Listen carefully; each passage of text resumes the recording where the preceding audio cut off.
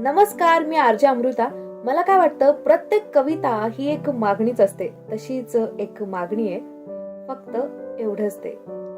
कृपा करून देवा माझ्या भावनांना व्यक्त करणारी शब्दांची संपत्ती दे. मनातलं हवं हवंसं प्रेमळ गाणं ओठांना माझ्या गाऊ दे. जर ओठांनी माझ्या गायलं नाही तर हवेला गाण्याची परवानगी दे. मग थंड वाऱ्याची झुळूक बनून तू माझं गाणं त्याच्या कानी गाऊन ये.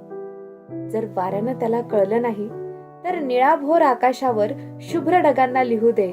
मग या आभाळा एवढंच भव्य दिव्य माझं प्रेम साऱ्या सृष्टीला कळू दे.